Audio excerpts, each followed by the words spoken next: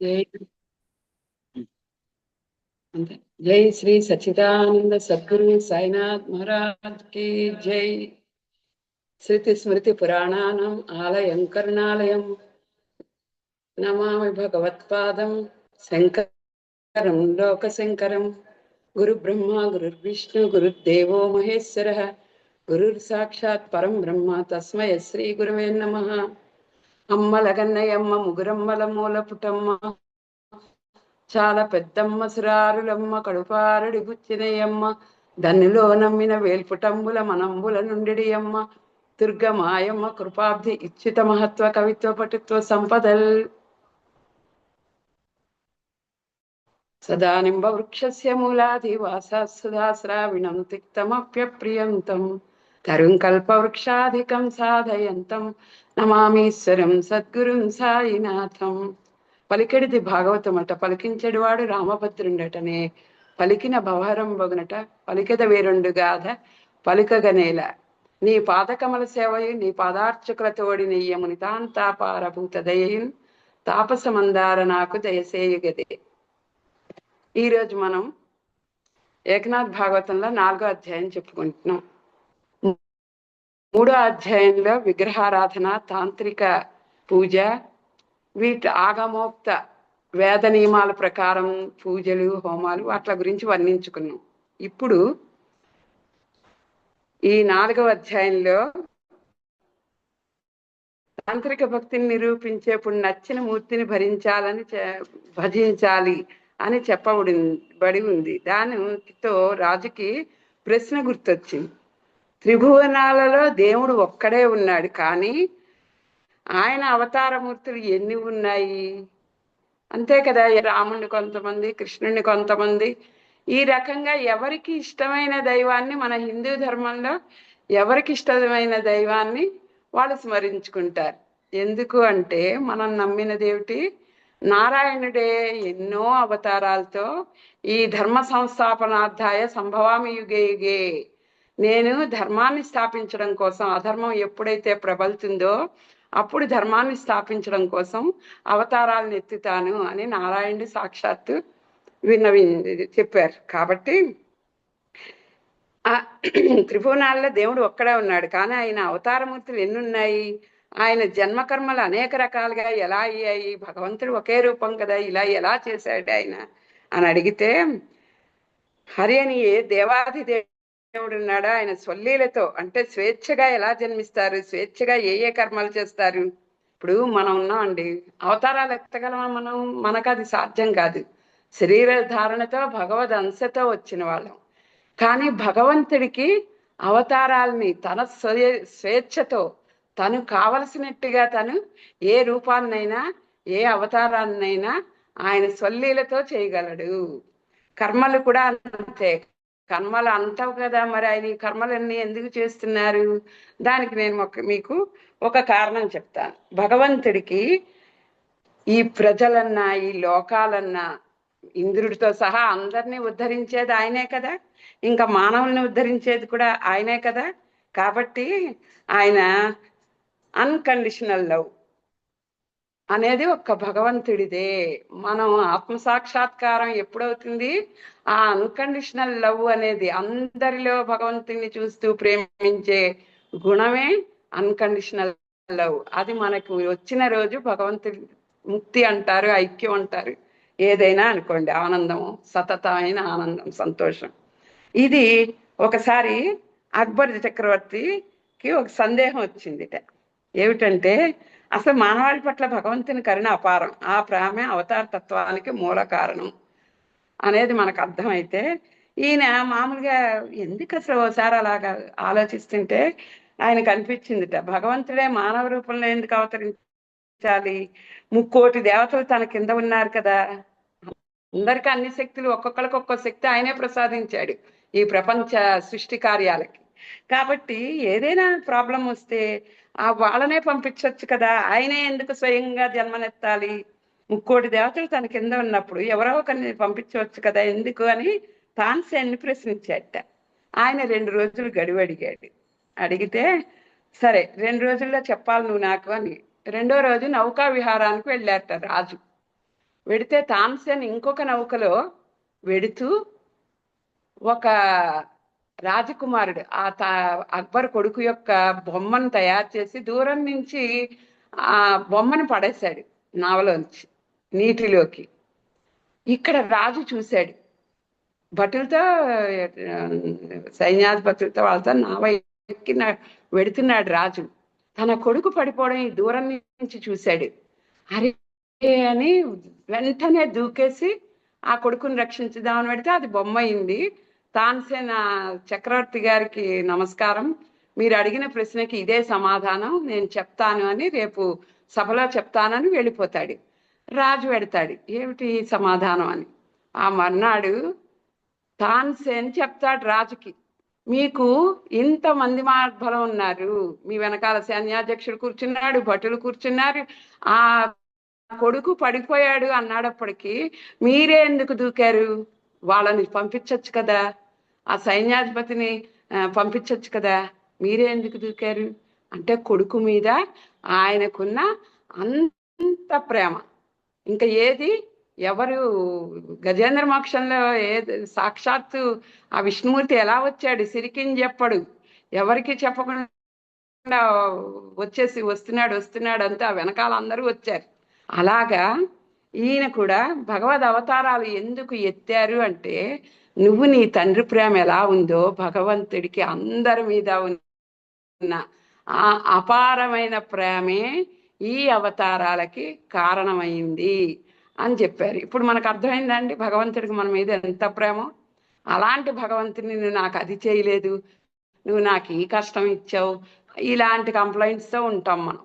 ఆయన అపార కరుణతో ప్రతి నిమిషం ఆయన దృష్టి మన మీద ఉంది కాబట్టే ఈ ఉచ్ఛ్వాస నిశ్వాసంతో చైతన్యంతో ఈ శరీరం నిలుస్తోంది అని ఈ రకంగా మనం అర్థం చేసుకోవాలి. ఆయన జన్మరహితుడైనప్పటికీ జన్మను ధరిస్తాడు, ఆయన అకర్ముడైనప్పటికీ కర్మలు చేస్తాడు, ఆయన విదేహుడైనప్పటికీ చెప్పాను కదా, భగవంతుడు అంటేనే ఒక దివ్యమైన అఖండమైన 1000 కోటి సూర్యుల ప్రతిభ ఏమిటి తేజస్సు కలిగిన వాడు.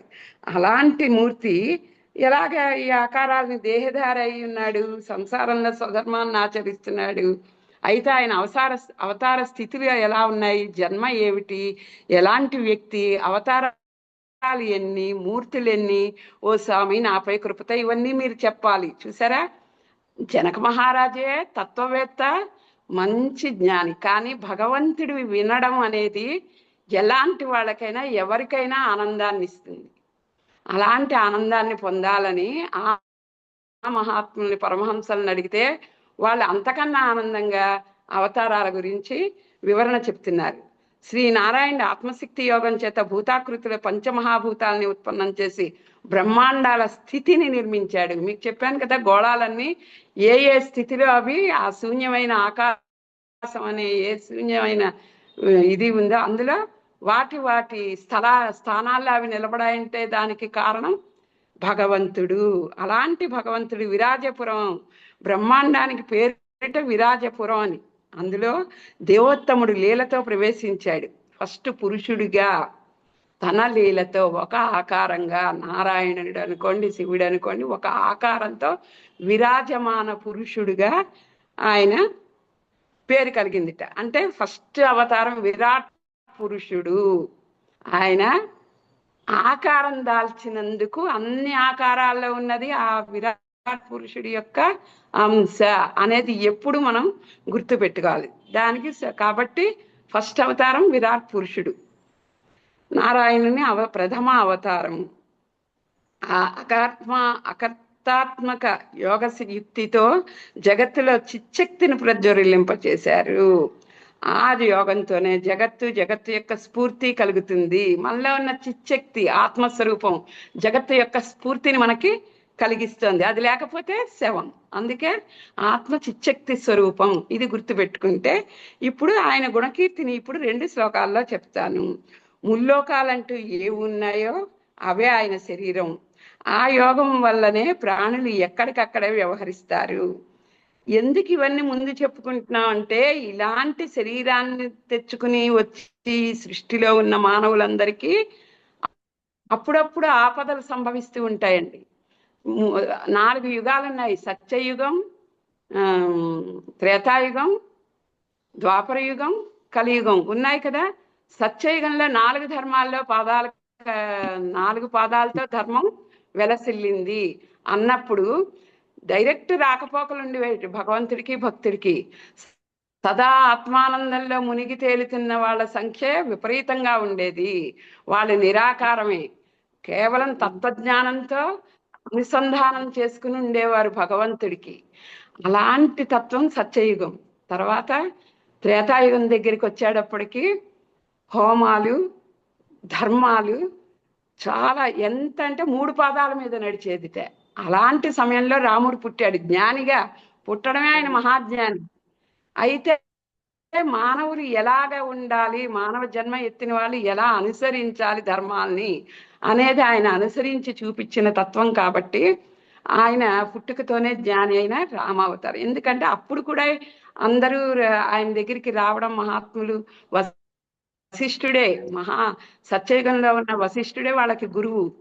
అలాంటి విశ్వామిత్రుడు, వీళ్ళందరూ కూడా ఆ యుగం నుంచి ద్వాపర యుగంలో కూడా రాముడికి ప్రత్యక్షమై రాముడికి బోధ చేసిన వశిష్ఠుడు, రాజగురువు, ఇవన్నీ ఉన్నాయి.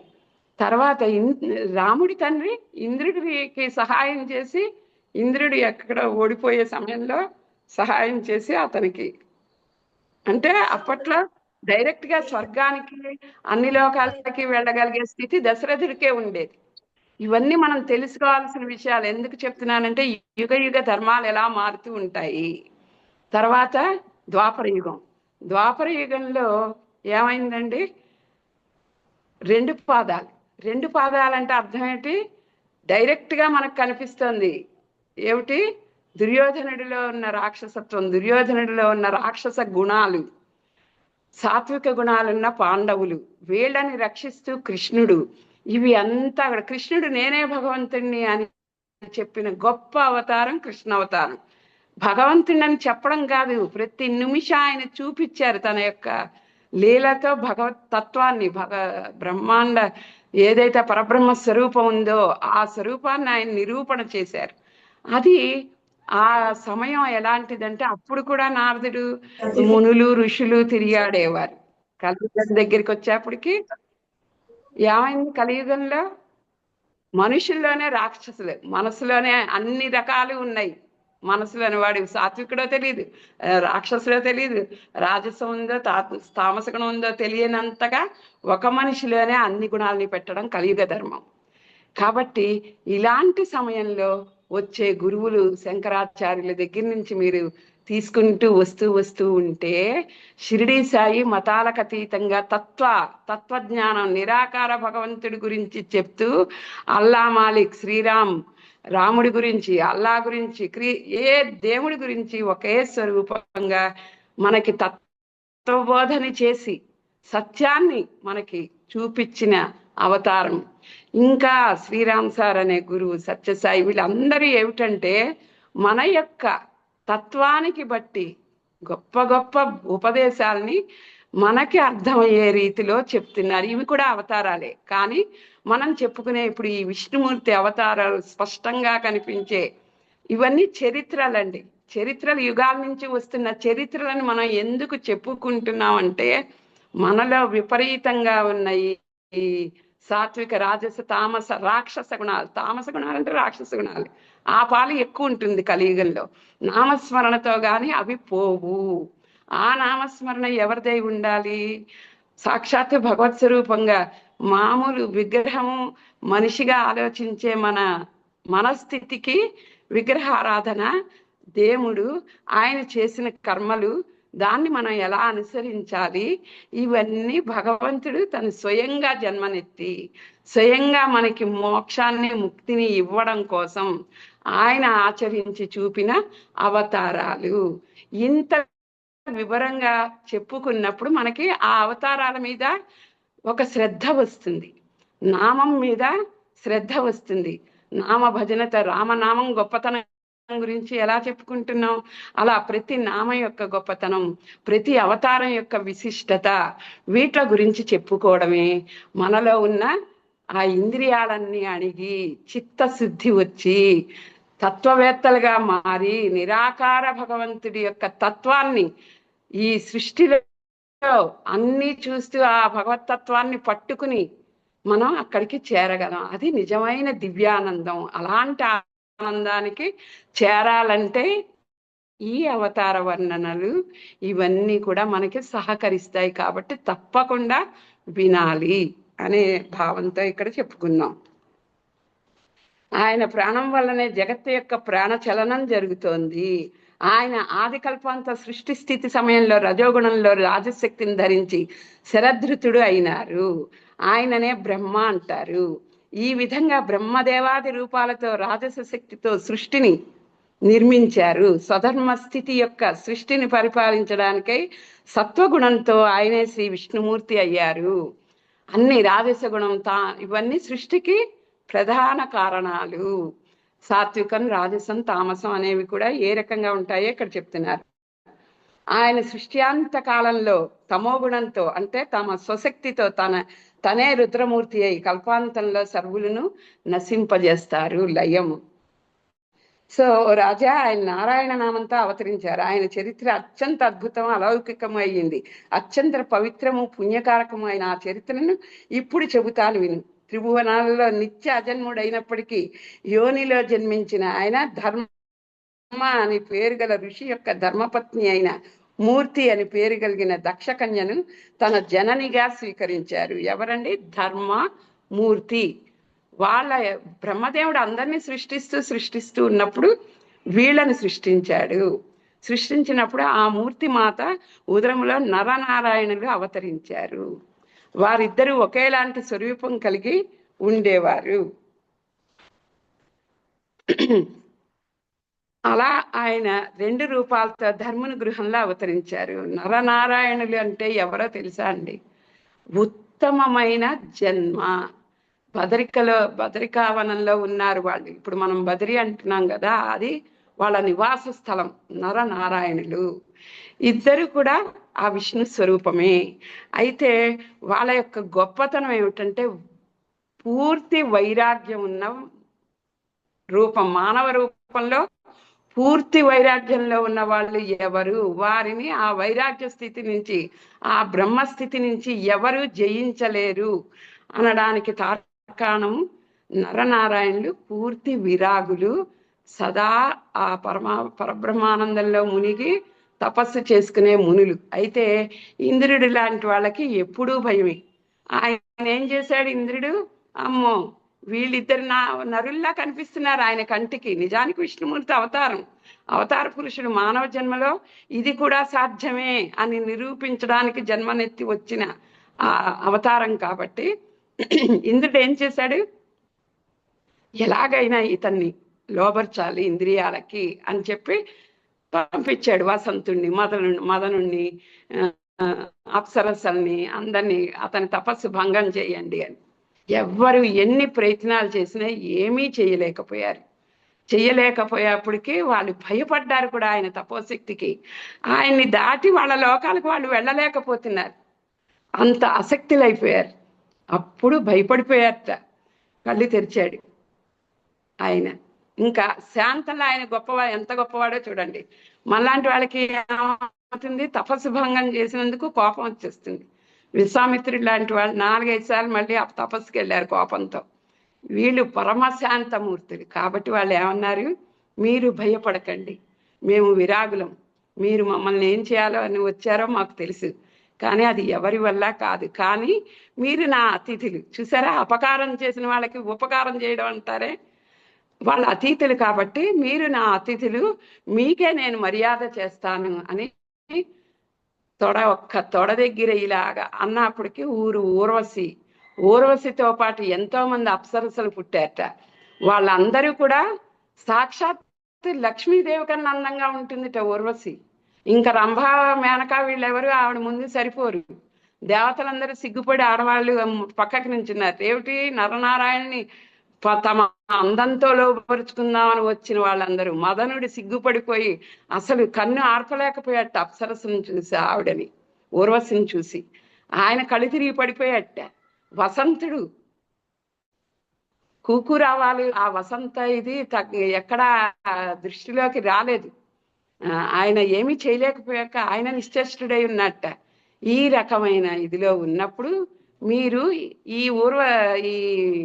ఊర్వశిని నేను ఇంద్రుడికి కానుకగా ఇస్తున్నాను, తీసుకెళ్ళి ఇవ్వండి అని చెప్పారు.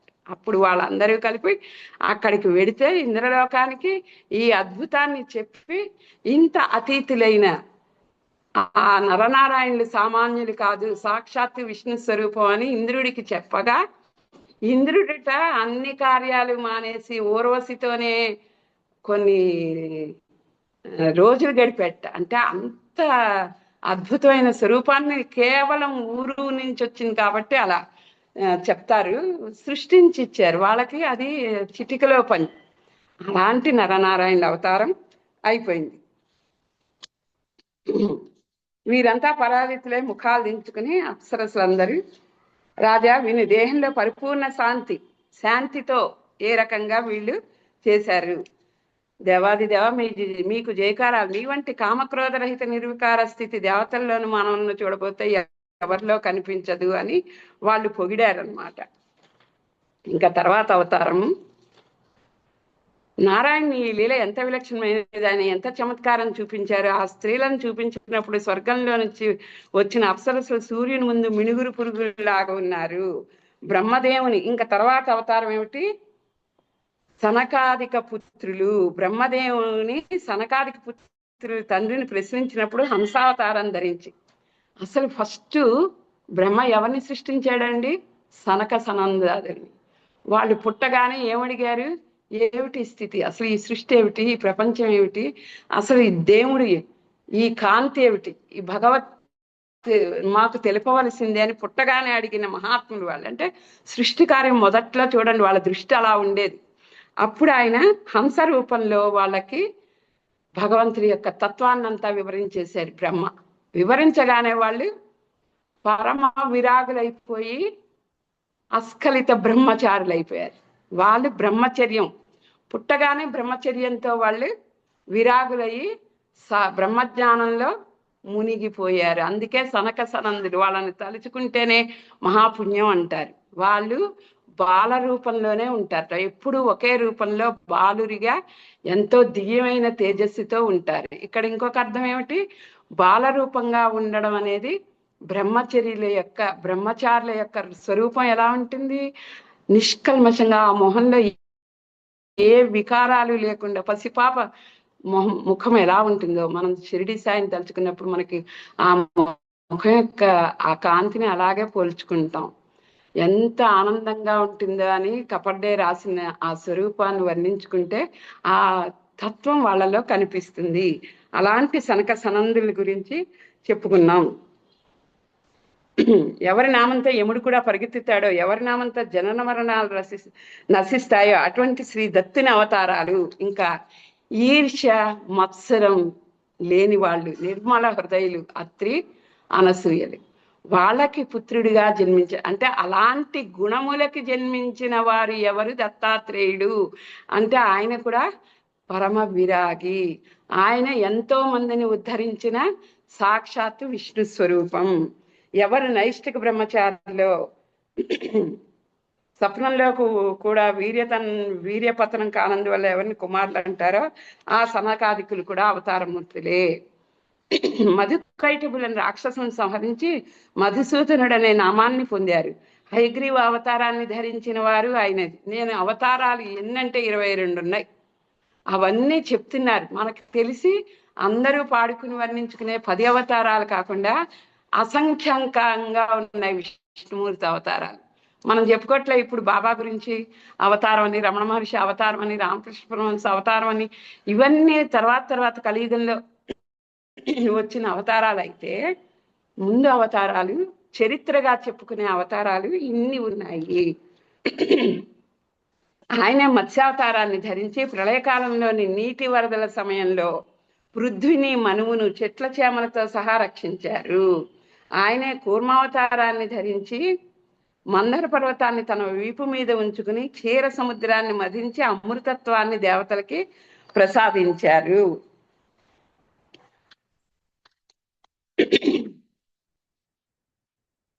ఇక్కడ అవతారాల్లో కూడా తత్వం ఉంటుందండి. వరాహ సనక సనందులు అయిపోయింది కదా, వరాహ అవతారం గురించి చెప్పుకున్నాం. కూర్మ అవతారంలో కూడా మందర పర్వతం అంటే మనలో ఉండే చెప్తాను. దత్తాత్రేయుడు, కపిలదేవుడు జ్ఞాన వైరాగ్యాలచే దృఢమైన భక్తిని ఎవరు కదిలించలేరు. అది ప్రజ్ఞాన ఘన స్వరూపం. కపిలదేవుడు కూడా సాక్షాత్తు నారాయణ స్వరూపం. తల్లి దేవహూతికి ఆయన ఈ ఆత్మజ్ఞానాన్ని బోధించాడు. నారదుడు కూడా విష్ణు అవతారమే, జ్ఞానమును ప్రసాద్. ఇక్కడ భక్తి ఒకటే సరిపోదు. మనం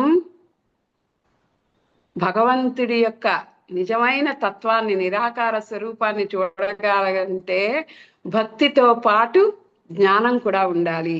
ఈ రెండింటిని సాధించిన వాడు నారదుడు.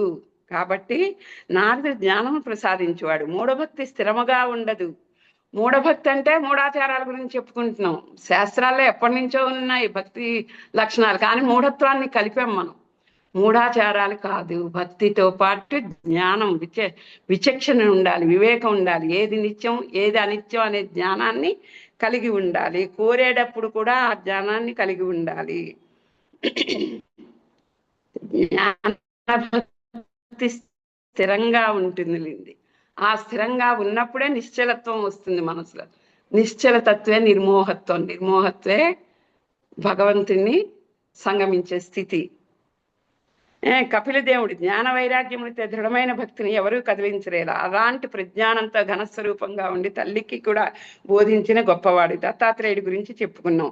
అవధూత గీత, జీవన్ముక్తి గీత అనే గ్రంథాలు రచించారు. ప్రహ్లాదునికి కూడా జ్ఞానాన్ని బోధించారు. అసూయ లేని వారు స్వరూపులైన జ్ఞాన పుత్రుని పొందిన వారు అత్రి అనసూయలు. ఇవన్నీ మనం తెలుసుకోవాలి. ఇంకా రుచి అకూతి అని దంపతులకు యజ్ఞపురుషునిగా జన్మించిన భగవానుడు యజ్ఞస్వరూపుడు. ఋషభదేవుడు బుద్ధిమంతులకు వారికి పరమహంస విధిని బోధించుటకై ఋషభదేవునిగా అవతరించారు.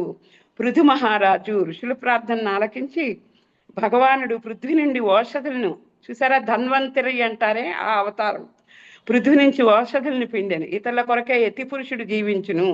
లోక కళ్యాణార్థమై కళ్యాణ పురుషునిగా జన్మించిన వాడు ధన్వంతరి అని. ఇక్కడ మత్స్యావతారం హయగ్రీవుడు రాక్షసుని సంహరించుట ద్వారా దుష్ట శిక్షణయు, సత్యవ్రతులకు భక్తిని రక్షించుట ద్వారా శిష్ట రక్షణయు, వేదములను వెతికి తెచ్చి బ్రహ్మదేవునికి ఇచ్చుట ద్వారా ధర్మ సంస్థాపన. చూసారా ఎంత గొప్ప అవతారం మత్స్యావతారం. ఇంకా కూర్మావతారం, క్షీరసాగరం మధించినప్పుడు శ్రీహరి కూర్మ రూపమున మందరగిరి పర్వతమును వీపుపై ధరించెను. ఇక్కడ వాసనాసాగరమను మునిగిపోవు చిన్న బుద్ధి. మన వాసనలతో మన బుద్ధి సరిగ్గా పనిచేయట్లేదు. విషయ వాసనల మీద తాగుబోతుకి ఏ రకంగా మామూలు బుద్ధి కూడా సరిగ్గా పనిచేయదో, ఆ రకంగా విషయ వాసనలతో సజ్ఞానంగా ఎంతో బాగా ఆలోచించవలసిన బుద్ధి కూడా మునిగిపోతుందిట ఆ వాసనా సాగరంలో. దీని అర్థాలు అద్భుతంగా ఉంటాయండి. ఇవి మనం తెలుసుకున్నప్పుడు, మనం మనసులో మననం చేసుకుంటుంటే మనం ఒక్కొక్క దాన్ని దాటగలుగుతాము.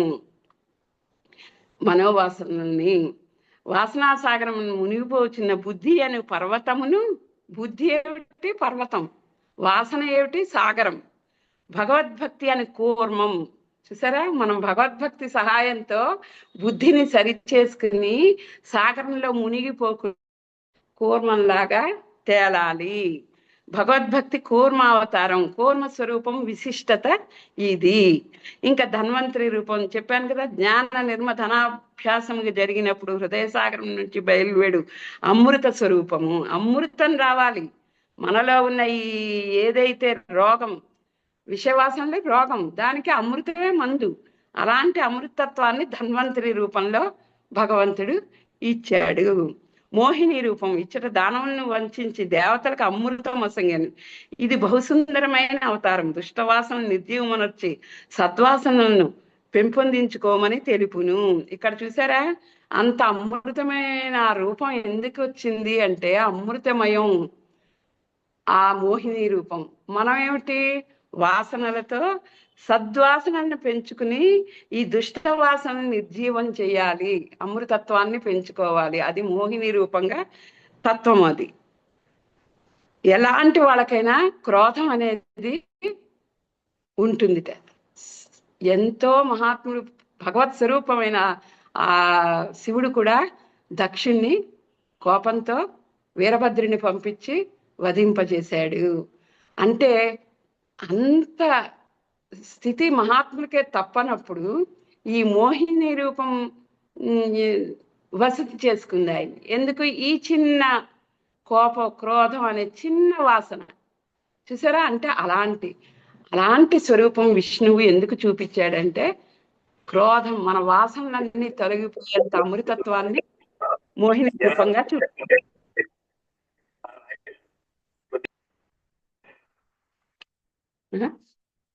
నృసింహ అవతారం. రాక్షసుడు గర్భితుడై హిరణ్యకశిపునితో చాపలల్లువాడు వెదురు బద్దలు చీల్చినట్లు. చూసారా? ఇక్కడ నృసింహ అవతారంలో ఎవరు విష్ణువు ఎవరైతే ఈ హిరణ్యకశిపుడు ఉన్నాడో ఆ హిరణ్యకశిపుని ఎలా చంపాడు?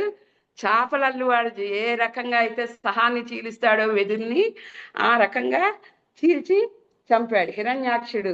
హిరణ్యాక్ష రాక్షసుడు భూదేవిని రసాతనంలో పడవేసినప్పుడు వరాహ అవతారాన్ని ఎత్తాడు. ఆ శ్వేతవర హిరణ్యాక్షుడు భూమాత పూర్ణ భక్తిని చేసింది. అప్పుడు ఆ రాక్షసుని చంపి పృథ్విని ఉద్ధరించి ఆమెను పైకి తీశారు.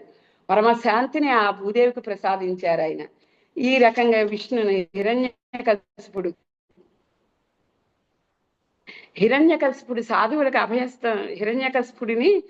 సాధువులకు అభయస్తం ఇచ్చి సభక్తులకు రక్షణనిచ్చే నరసింహుడు. చాలా హింసించేవట. నేనే దేవుణ్ణి అనేవాడు. అహంకారంలో పరాకాష్ఠకి వెళ్ళిపోయాడు హిరణ్యకశిపుడు. ఈ భగవత్ శక్తిని, తనకి ఎవరైతే ఏ శక్తిని ఇచ్చారో ఆ భగవంతుడిని కూడా మర్చిపోయిన వాడు అహంకారి హిరణ్యకశిపుడు. మనలో ఉన్న అహం అదే. మనమే శక్తివంతులు అనే అహంకారాన్ని తెప్పించి భగవంతుడు మనకిచ్చిన నిశ్వాసాలను కూడా మర్చిపోతున్నాం.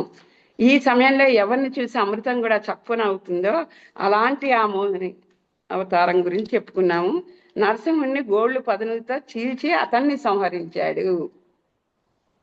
ఇంకా పరశురాముడు గోబ్రాహ్మణులకు గొప్ప రక్షకుడు. ఆయన సహస్రార్జునుని వధించి అతని సహస్రబాహువులను ముక్కలు ముక్కలుగా చేసి రాక్షస కులాన్నంత తలంలో పంపేశాడు. జమదగ్ని కోపం వల్ల పరశురాముడు తేజస్సుతో ప్రజ్వరిల్లి హైహేకులను భస్మం చేసి క్షత్రియ రాజ్యాన్ని మంటగలిపాడు. అప్పటి కాలంలో ఈ హిరణ్యాక్షుడికి వీళ్ళందరిది అయిపోయింది. రాజులకి భూమి తమదే, ఈ భూభాగం అంతా నేను రాజుని అనే అహంకారం పెచ్చిరిల్లిపోయింది. అలాంటి సమయంలో కార్తవీర్యార్జునుడు ఎంత భక్తుడండి దత్తాత్రేయుడికి. కానీ ఆయన చేసిన తప్పేమిటి? అహంకారంతో జమదగ్ని రుచికుని అందరినీ హింసించాడు అతను.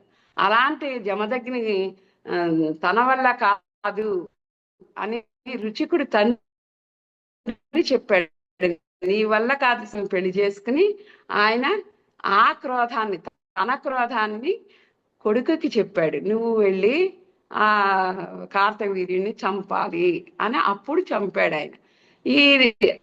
ఈ రకంగా రాజులందరికీ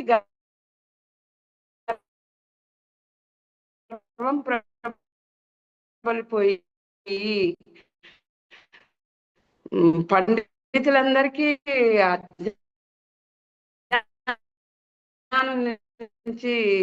జ్ఞానం నుంచి అహంకారం పెరిగిపోయి భగవత్ ఇది ఎవరైతే మర్చిపోయే వాళ్ళని అందరినీ 21 సార్లు తిరిగి భూమి మీద అధర్మాన్ని అణిచేసిన వాడు పరశురాముడు. పైకి నుంచి ధర్మాన్ని నమనావతారం విశక్తి భక్తి వామనమూర్తి జయించాను.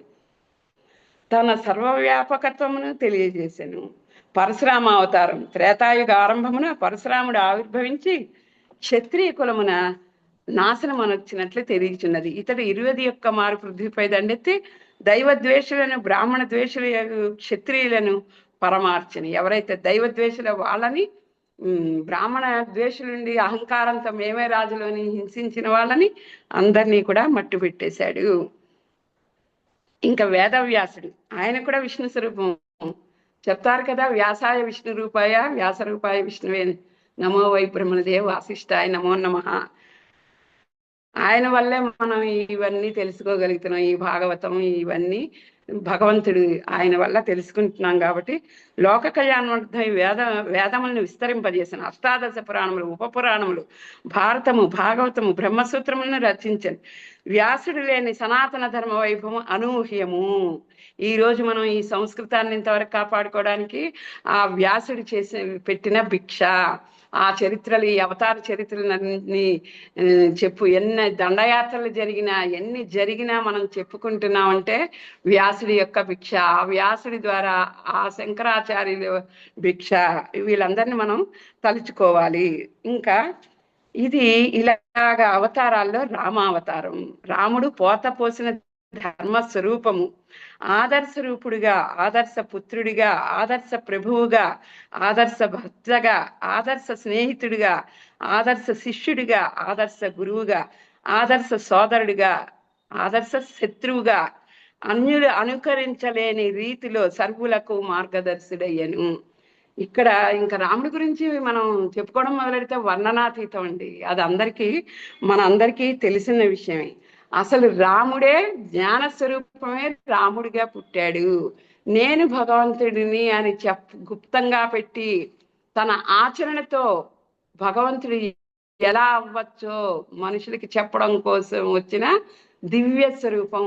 కేవలం ఒక నామంలోనే తన శక్తినంతా ఇముడ్చుకున్న రామావతారం గురించి ఎన్ని నోళ్ళ పొగిడినా సరిపోదు. ఈ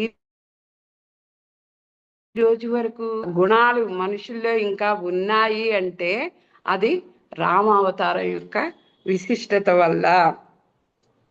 ఇక్కడ రాముడి గురించి చెప్పుకుని కొంచెం తర్వాత కృష్ణుడిది చెప్దాం. రామచంద్రుని గాథ రమణీయమే గాదే రామాయణం బిల ప్రజలకు పుష్టి. కాకుత్ముని చెలియ కన్నీటి బిందు రాముని కష్టాల నేమియందు కడుగండ్లు ప్రీతితో కౌగిలించినతడు ఈసడించి ఎరుగుడిడుములెప్పుడు. పోల్చి చూడగా మన పొరలు రాముని తోడ అతి సూక్ష్మముగాదే అడలులేల. అశ్రువారధిపై అడుగులేయవలను రాచవాటయదే రాముజేర. భయము లేక జనులు భవసాగరము దాట రామవాక్కు మనకు రక్షరేకు. ఇక్కడ మా గురువు గారు శ్రీరామ్ సార్ అని ఆయన చక్కటి తత్వబోధ చాలా అవసరం అండి మనిషికి. తత్వబోధ, జ్ఞానం, చరిత్రలు మనకి భక్తిని పెంచి ఇంద్రియాల్ని అణచడానికి ఉపయోగిస్తాయి. అయితే ప్రతిదాన్ని తత్వంతో తెలుసుకోవడం జ్ఞానానికి ప్రతీక. రామాయణం మానవాళికి ముక్తి మౌక్తికాన్ని ప్రసాదించే ఆధ్యాత్మిక గ్రంథరాజం. అయితే రాముడి నుంచి నేర్చుకోవాల్సిన గుణాలు ఏమిటి? అర్థం చేసుకోండి, గుర్తు పెట్టుకోండి, మీ జీవితంలో వీటిని అప్లై చేయండి. నిజంగా అప్పుడు మనకే అర్థమవుతుంది. రామాయణ గాథ కేంద్ర బిందువు రాముడు. రాముడి జీవితాన్ని ఎల్లవేళలా ఆత్మీయంగా స్పృశించే బంధువు కన్నీటి బిందువు. ఆయన బంధువు ఏమిటండి? ఆయన ఏమాత్రం భయపడనిది ఏమిటి? మనం భయపడేది. రాముడు భయపడనిది కష్టాలు, అశ్రు బిందువు. కష్టాలు వచ్చినప్పుడే కదా కన్నీరు వచ్చేది. అలాంటి కన్నీరుని ఏమాత్రం ఆయన భయపడలేదు, లెక్క చేయలేదు. కన్న తల్లిలా లాలిస్తూ ఆప్యాయంగా ప్రేమించాడు. రాముడి మాటల్లో, మనసులో, మోములో ఎక్కడా కూడా కష్టాలంటే అయిష్ట తగ్గుపడదు. ఆయనకున్నన్ని కష్టాలు అసలు ఎవరికి ఉండవండి. మనం చిన్న చిన్న కష్టాలకు వెళ్ళి కంప్లైంట్ చేస్తున్నాం రాముడి దగ్గరే. రాముడు ఎందుకు పడ్డాడు కష్టాలు? పిచ్చివాళ్ళలారా, కష్టాల్లో లేదు ఆనందం. దాన్ని ఏ రకంగా మలుచుకుని మన ఇంటి వాతావరణాన్ని మనమే మలుచుకోవాలండి. ఆనందంగా మలుచుకుంటామో దుఃఖంగా మలుచుకుంటామో మన చేతిలో ఉంది. అది ఏమిటి? ప్రజ్ఞతో, జ్ఞానంతో. అలాంటి టైంలో రాముడు ప్రతిదాన్ని ఎలా మలుచుకున్నాడు? దుఃఖాన్ని ఆనందంగా ఎలా మలుచుకున్నాడు? కన్నీటిని ఆయన కన్న తల్లిలా లాలిస్తే ఆప్యాయంగా ప్రేమించాడు. రాముడి మాటల్లో, మనసులో, మోములో ఎక్కడా కష్టాలంటే అయిష్ట తగ్గుపడదు. ఆయన ఎవరిని కోరుకోలేదు నా ఈ కష్టం తీర్చు స్వామి అని అడగడం మీరు రామాయణంలో ఎక్కడైనా చూసారా అండి? సాగరుడు అన్ని వీళ్ళు తీసుకొస్తూ ఉండడం, ఉంచేయడం. అప్పుడు రాముడికి కోపం వచ్చింది కానీ అర్థించలేదు. ఎందుకు? తన శక్తి మీద మానవ ప్రయత్నం ఎంత ఉండాలో రాముడు చేసి చూపించాడు.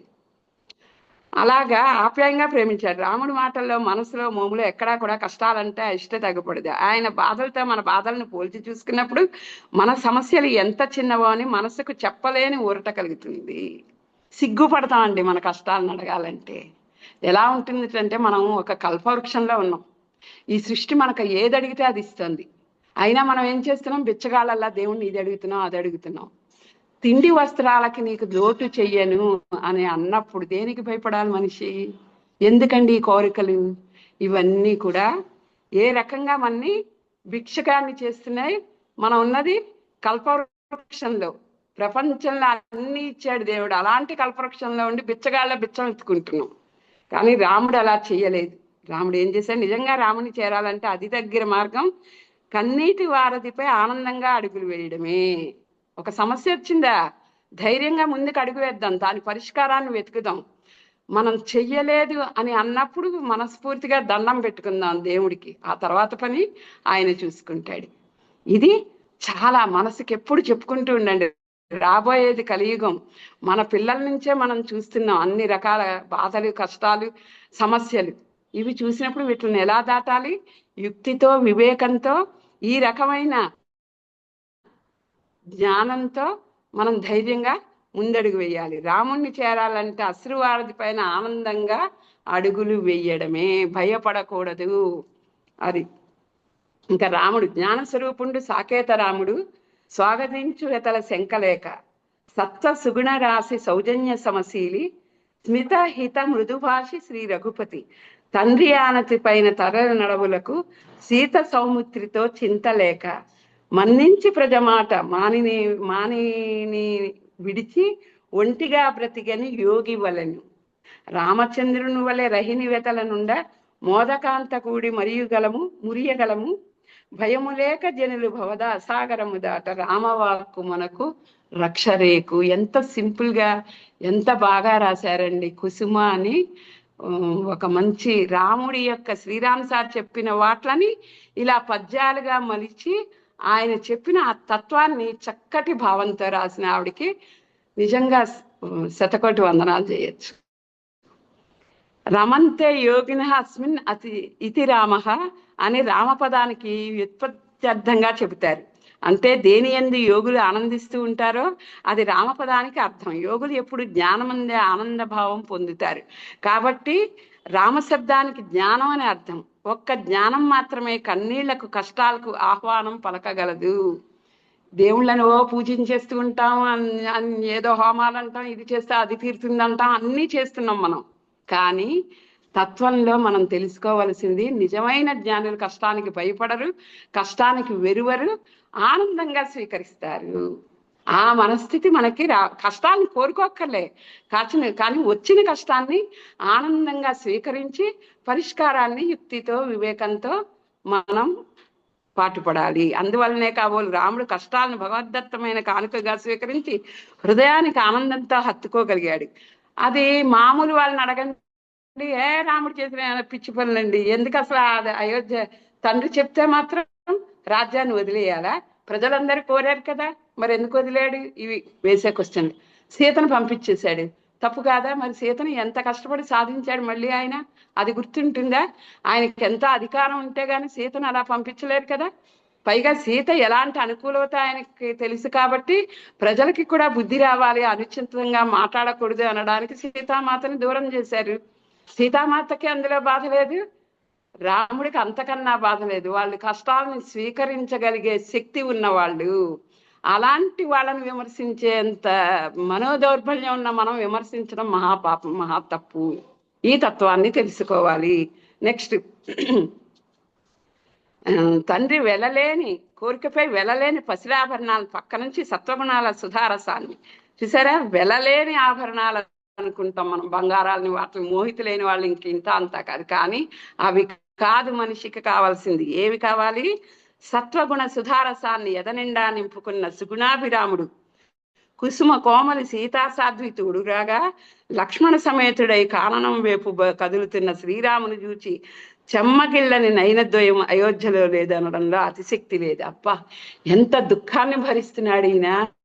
ఆ జుట్టంతా రాయిలాగా జడలు చేసేసుకుని అలాంటి ఎంతో సుందరమైన రాముడు అలాంటి అవతారంలో వెళ్ళడం వాళ్ళు చూడలేకపోయారు. ఈ నారబట్టలు కట్టుకుని జుట్టుని అలా చేసుకుని ముడి వేసుకుని వెడుతున్న రాముణ్ణి చూస్తే వాళ్ళు భరించలేకపోయారు. కష్టాన్ని ఆహ్వానించి ఆనందంగా పెడుతున్న రామస్వరూపాన్ని ఎవరైనా మర్చిపోగలరా అండి? అదుపులో ఉంచుతూ వాటిపై స్వారీ, ఇంద్రియాలను అదుపులో ఉంచుతూ వాటిపై స్వారీ చేయగల సమర్థుని హృదయంలో జ్ఞానం జన్మిస్తుంది. ఇంద్రియాలను జయించిన వాడు దశరథుడు. చెప్పాను కదా, స్వయంగా ఇంద్రలోకానికి కూడా వెళ్ళగలడు ఆయన. అలాంటి దశరథుడికి జన్మించిన వాడు కాబట్టి జ్ఞాని అయ్యాడు. రాముడు జ్ఞాని, మహాజ్ఞాని, సౌజన్య సమవర్తి, హిత స్మిత హిత మృదు భాషి, సత్వగుణ సుగుణ రాశి. తండ్రి అడవులకు వెళ్ళమనగానే మారు మాట్లాడకుండా సీతాలక్ష్మణులతో వెళ్ళిపోయాడు. ప్రజల మాటల కోసం ప్రాణసఖిని అడవులకు పంపి జీవితాంతం ఒంటరిగా ఒక యోగిలాగా బతికాడు. అక్కడ రాముడు చేసిన త్యాగాన్ని గుర్తించకుండా రాముడిని విమర్శించేంత అజ్ఞానంలో మనం ఉన్నాం. కానీ రాముడు త్యాగం చేశాడు. తను ఒక యోగి పుంగవుడిగా ఉండి రామరాజ్యాన్ని పరిపాలించి, రామరాజ్యం ఒక అద్భుతమైన రాజ్యం, అలాంటి రాజ్యాన్ని సృష్టించగలిగాడు ఆయన. ఆ రకంగా రామాయణం చూస్తూ రాముడిని గుర్తు చేసుకుంటూ మన జీవన రామాయణాన్ని కూడా అలా చేసుకుంటే మనం అందరం కూడా చిన్నపాటి రాములు అయిపోతాం. ఇది ఇంకా చక్కగా చెప్పుకోవచ్చు, సమయాభావంతో మనం అంతవరకు చెప్పుకున్నాం. ఇంకా సీత పెండ్లాడి రాముని పెక్కు బాధలు పొందే పావని సీత ప్రపంచమందు కష్టాల నొర్చడి కలిమి కలిగిన తల్లి కనుకాయ రాముని కాంతతాను హృదయంపు క్షేత్రంపు నింపుగా దున్నెగా కష్టాల నాగలి కరము బట్టి కన్నీటి విత్తుల కడగంట్ల గతి నాటు జ్ఞానఫలములకై జానకి సతి బాధవరముగాను భావింప నేర్చుచో జన్మధన్యమగును జ్ఞానసుధల భయము లేక జనులు భవసాగరము దాట రామవాక్కు మనకు రక్షరేకు. సీత అంటే నాగేటి చాలా అర్థం. పంటను రాబట్టాలంటే భూమిని నాగలితో దున్ని విత్తనాలు నాటాలి. ఇక్కడ నాగేటి చాలలో ఎలా పుట్టింది ఆవిడ? దీని అర్థం ఏమిటి? తత్వ విచారణ. నేను మీకు ప్రతిదీ కథని తత్వంగా ఎలా చూడాలో తెలుసుకుంటే అప్పుడు జ్ఞానం మనలో వృద్ధి అవుతుంది. ఎంతో మంది రామాయణాలు భారతాలు చదివేశారండి బ్రహ్మాండంగా పండితులు. ఇంకా వర్ణించడంలో మనం వింటుంటే మనకి ఎంత కన్నోపేయంగా ఉంటాయి, ఎంత ఆనందపడతాము. ఓకే, అది భక్తి వరకు, భక్తిని పెంచుతుంది. కానీ అక్కడితో మనం ఆగిపోతున్నాం. ఆగకుండా అసలు ఎందుకు చేశారు, దాని అంతరార్థం ఏమిటి, మన కోసం కష్టపడిన వాళ్ళ యొక్క తత్వాన్ని మనం తెలుసుకోవాలి కదా. ఆ తత్వాన్ని తెలుసుకోవాలంటే మనం ఇలాంటివి తెలుసుకోవాలి. సీత అంటే నాగేటి చాలా అర్థం. పంటను రాబట్టాలంటే భూమిని నాగలితో దున్ని విత్తనాలు. దున్నడం అంటే ఏమిటండి?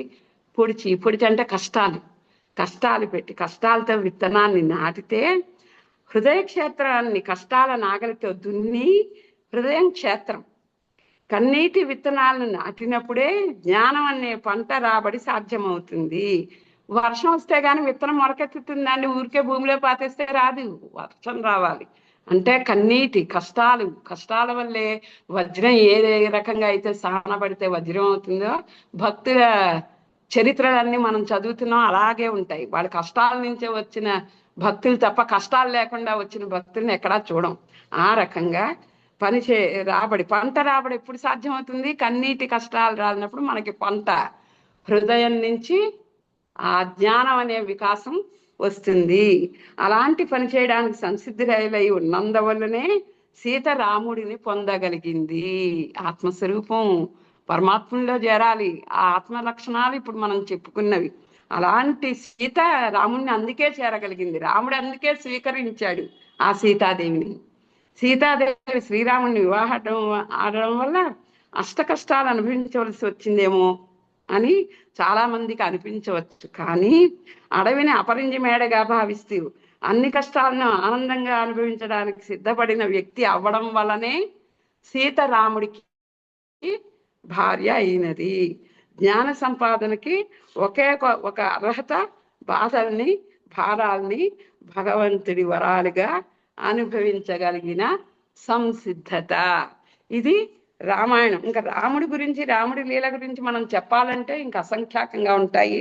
కృష్ణుడి యొక్క అవతారం, కృష్ణుడి కథ అత్యంత అద్భుతము, విచిత్రము అయినది. అలాంటి కృష్ణుడి గురించి చెప్పుకోవాలంటే చాలా ఉంటుంది, కానీ మనం కొంచెమే చెప్పుకుందాం ఆయన తత్వం గురించి.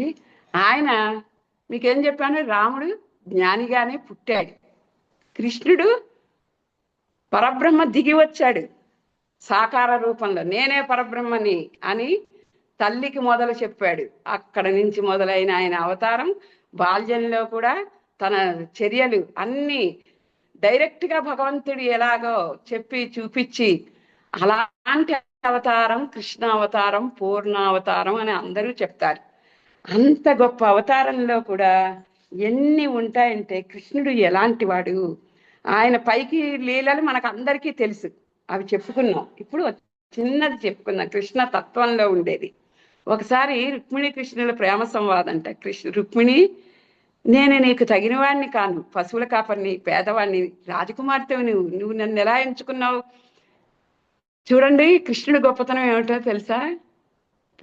బలరాముని రాజుని చేసి తను రాజుగా ఉండలేదు, బలరాముడికి సలహాలు ఇస్తూ పక్కన ఉన్నాడు. బలరాముడికి తెలుసు కృష్ణుడు విష్ణు అవతారం అని, అయినా ఆయన అనుజ్ఞ ప్రకారం తను రాజుగా ఉంటున్న కృష్ణుడికి ఎప్పుడు శిష్యుడిగానే ఉన్నాడు బలరాముడు. ఈ రహస్యం ఏమిటంటే, రామావతారంలో లక్ష్మణుడు సేవ చేశాడు. సేవ చేసి ఇంకా ఆయన సేవకి భగవంతుడు కూడా కృతజ్ఞత అనేది చూపిస్తాడు. కృతజ్ఞతకి ఉన్న గొప్ప అర్థం అసలు ఇంకా దేనికి ఉండదండి. మనం కృతజ్ఞత అనేది తప్పకుండా అనుసరించవలసిన గుణం. ఎవరు ఎలాంటి సహాయం చేసినా కృతజ్ఞత అనేది మనం చూపించాలి. అలాంటిది భగవంతుడే రామావతారంలో తనకి చేసిన, ఆ కృష్ణుడు చేసిన సేవల కోసం తను రాజుగా ఉండక బలరాముని రాజుని చేసి తను సలహాదారిగా ఉంటే బలరాముణ్ణి ఎంతో ప్రేమగా చూసుకునేవారు. అది కాబట్టి నీకు నేను తగిన కావాడిని కాను, పశువులు కాపరిని అంటే, స్వామి సర్వైశ్వర్యములకు నీకే దాస్యం చేస్తూ ఉండగా పేదవాడు ఎలా అవుతావు? బాబా రోజుకి 500 జేబులోంచి తీసి అందరికి ఇచ్చేవారు. చూస్తే ఆయన ఒక రేకు డబ్బా, ఒక చిలుంగొట్టం, ఒక సట్కా, చిరిగిపోయిన ఒక పైన వేసుకునే కఫ్ని, ఇలాంటి ఆయన రోజుకి అప్పట్లో 500 ఎలా ఖర్చు చేశారండి?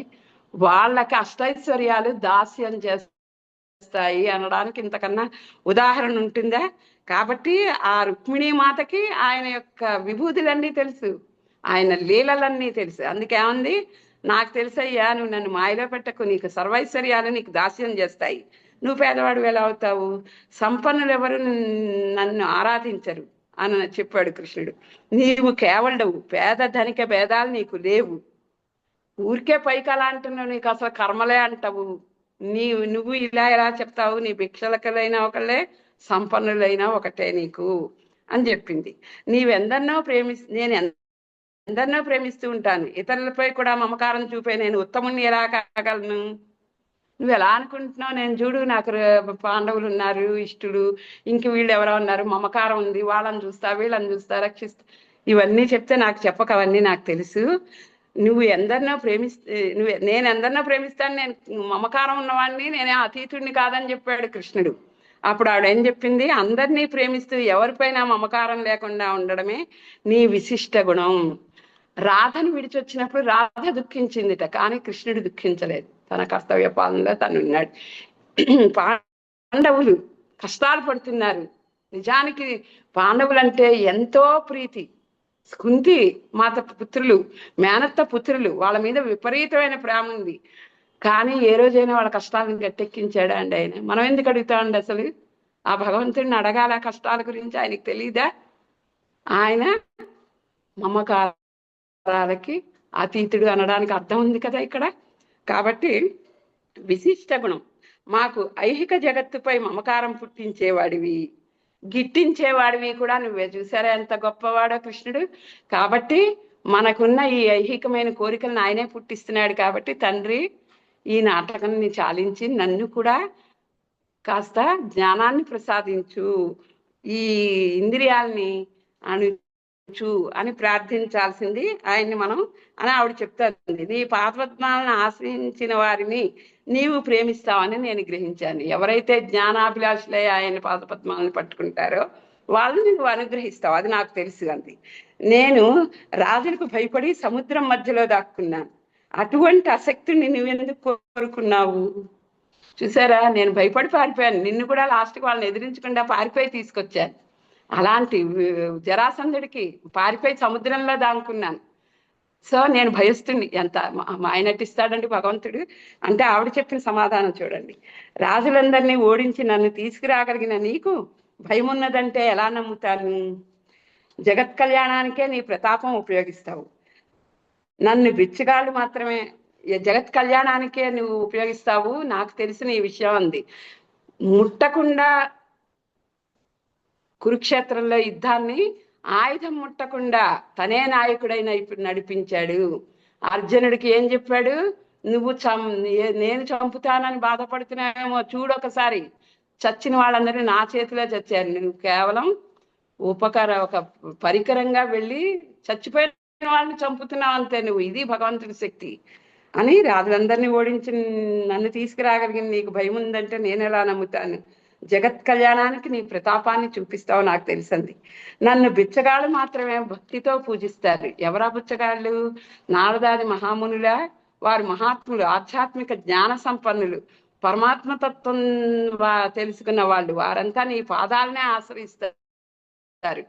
కాబట్టి నువ్వు బిచ్చగాళ్ళని ఎవరిని అంటున్నావు? నిర్ధనులను ఎవరిని అంటున్నావు? ఎవరికి అసంభవం అలాంటి నీ పాదపద్మాలతో నిరంతరం రమించే ఆ యోగులు, ఆ నారదాదులు, వీళ్ళందరూ కూడా నిర్ధనులు అనుకుంటున్నావా? నేను అనుకోవట్లేదు, నువ్వు నన్ను మాయలో పడేయకని చెప్పేసింది ఆవిడ.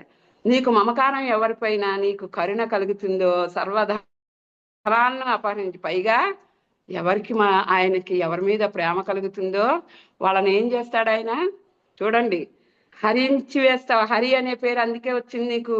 వాళ్ళ సర్వధరాల్ని హరించి వేసి లోపల నుంచి వాళ్ళకి జ్ఞానాన్ని వికసింపజేస్తావు అని చెప్పింది ఆవిడ. చెప్పిన దీంట్లో ఒకటి, హరి యొక్క ఆ విష్ణు స్వరూపం యొక్క కృష్ణుడి అవతారం గురించి చెప్పుకుంటున్నప్పుడు, నీ భక్తులు నిరుపేదలుగా నిలబెట్టి చూస్తావు, నీ పరీక్షల్లో నెగ్గిన వారే జీవన్ముక్తులు. రాముడిది కృష్ణుడిది మురళి ఉండకూడదండి, మురళి ఉంటే ధనమంతా పోతుందిటండి అంటారు. దాని అర్థం ఏమిటంటే, మురళి గానం అంటే పరవశత్వం, ఆయనలో లీనమైపోయే శక్తి మురళీ గానానికి ఉంది. అలాంటి మురళిని పట్టుకుంటే నువ్వే వదిలేస్తావు అన్ని. ఆ వదలడం ఇష్టం లేని మానవులు మాట్లాడేదేమిటి? మురళీకృష్ణుడు ఉండకూడదండి. దీని అర్థమే ఇది. ఎంత బాగా చెప్పారు. రాముడు కష్టాలను ఇస్తాడండి, రాముని పూజించకూడదు. ఇది కొంతమంది చెప్పేవి. ఎందుకు చెప్తున్నానంటే, కష్టాలకు భయపడే వాళ్ళు రాముని భయపడతారు. రాముడు ఏం చెప్తున్నాడు? నేనున్నాను, మీకు ధైర్యంతో ముందుకు వెళ్ళండి, సమస్యని పరిష్కరించుకోవడానికి ప్రయత్నించాలి తప్ప సమస్యని దాటేసి నన్ను నీకు 10 కొబ్బరికాయలు కొడతాను స్వామి, ఈ కష్టం నుంచి గట్టెక్క అనకూడదు. మానవ ప్రయత్నం యుక్తితో చేస్తూ చెయ్యలేనిది భగవంతుడికి విడవాలి. ఇది రుక్మిణి, నీ భక్తులు నిరుపేదలను నిలబెట్టి చూస్తావు, నీ పరీక్షలో నెగ్గిన వారే జీవన్ముక్తులు అని రుక్మిణి పతిదేవుని పాదపద్మములకు మొక్కింది. శ్రీకృష్ణ ప్రేమ రహస్యాన్ని భాగవతంలో రుక్మిణి ఈ విధంగా వర్ణించింది. ఇంకా తర్వాత బుద్ధుడి అవతారం, తర్వాత కల్కి అవతారం, మనకు తెలిసినవేగా ఈ అవతారాలు. బుద్ధుడి అవతారంలో ధర్మం ఎలా అయిపోయిందంటే, ఎంతమంది అందరూ వేరే మతాల వాళ్ళు వచ్చేయడం, మన వాళ్ళల్లోనే పాండిత్యం ఎక్కువైపోయి, మూఢ భక్తి ఎక్కువైపోయి, జ్ఞానం తగ్గి వైరాలు పెంచుకున్న సమయంలో బుద్ధుడు వచ్చి ఆయన చేసిన తత్వబోధ ఏమిటంటే, ముందు ఈ తాంత్రిక మాంత్రికాలు ఇవి కాదు మనిషికి కావలసింది. దాని తత్వం చాలా గొప్పగా ఉంటుంది, బుద్ధుడి తత్వం కూడా. అలాంటి అంటే ముందు వేదాల యొక్క అర్థాన్నే మార్చేశారు వీళ్ళు ఆ సమయంలో. అలాంటప్పుడు ఆ వేదాలు కూడా కాదు, ముందు ఇది తెలుసుకోండి అని తత్వజ్ఞానాన్ని బోధించాడు బుద్ధుడు. కల్కి అవతారంలో, ఇంకా రాబోయే కల్కి అవతారం ఇప్పుడే చూస్తున్నాం, మనుషుల్లోనే అన్నీ ఉన్నాయి. ఈ రాజకీయ నాయకులు ఏదైతే రాజ్యంలో ధర్మంగా పరిపాలించవలసిన వాళ్ళే రాక్షసులే రాజకీయ నాయకులు అధర్మంగా పైకి వచ్చి చేస్తున్న ఇలాంటి అధర్మ రీతిలో 4 పాదాలు కుంటి పడిపోయిన ధర్మదేవతని రక్షించడానికి కల్కి అవతారంలో వస్తాడు. ఈ 4వ అధ్యాయం ఈ విధంగా సంపూర్ణమైపోయింది అవతారాలు భగవంతుడి యొక్క విభూతులతో.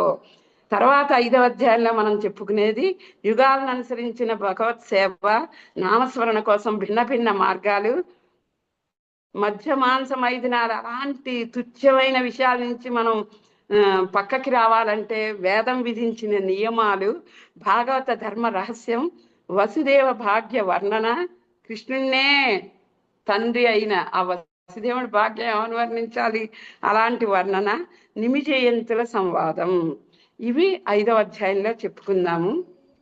పోతన పద్యం ఒకటి చెప్పుకుని ఇంతటితో ఇది చేద్దాం. హరిభజించు హస్తములు హస్తములు అచ్యుత గోరి మృక్కెత చిరము శిరము, చక్రధరు చేరిన చిత్తము చిత్తమిందిరావరుగను దృష్టి దృష్టి, మురవైరి నుతించిన వాణి వాణి అక్షరు కథలాను కన్నములు కన్నములై విలసిల్లు భూభువిన్. హరిభజించి హరికి భజన చేసే ఈ హస్తాలే హస్తాలు. అచ్యుత గోరి మృక్కుత చిరము శిరము, అచ్యుతుని యొక్క పాదపద్మాలని శిరస్సుతో ఉంచి మొక్కడమే ఈ శిరస్సు యొక్క సార్థకత. చక్రధరు చేరిన చిత్తము చిత్తము, ఆ చక్రధారిని నిరంతరం స్మరిస్తూ ఈ మనస్సు ఆనందాన్ని పొంది పరవశించడమే చిత్తం యొక్క లక్షణం. అలాగ ఉండాలి చిత్తము. ఇందిరావరుని గారి దృష్టి దృష్టి, ఎప్పుడు ఆ లక్ష్మీ విష్ణు స్వరూపాన్ని దృష్టితో ఆనందపడుతూ ఉండే అలాంటి దృష్టే దృష్టి. మురవైరి నుతించిన వాణి వాణియు, మురవైరి అంటే మురారి, అలాంటి మురారిని ఎప్పుడూ నుతించే వాణి వాణియు. ఇప్పుడు మనం చెప్పుకున్నాం కదా అవతారాల విశేషాలు, ఇదంతా వాణి వాక్కు. వాణి అక్షరు కథలాను కర్ణములు, చూసారా అక్షరుడు ఆయన అంటే వాక్ అసలు శబ్దం యొక్క అర్థమే విష్ణుమూర్తి. అలాంటి ఆయన గురించి కథలాని కథలుగా మనం కర్ణాలు వింటూ ఉంటే, శబ్దాన్ని ఎందుకు ఇచ్చాడు ఆయన? వినడానికి. ఏం వినడానికి? హరి యొక్క గుణగణములు. అలాంటి విలసిల్లు భూభువిన్. ఇది పోతన పద్యం అండి. ప్రతి పద్యానికి ప్రతి అంశానికి ఎంత మంచి కనెక్షన్ ఉంటుందో మనం తెలుసుకుని ప్రతిదీ ఆనందపడదాం. ఆనందంగా తన్మయులై ఇంతటితో ఆపేస్తూ, జై శ్రీ సచ్చిదానంద సద్గురు సాయినాథ్ మహారాజ్ కి జై.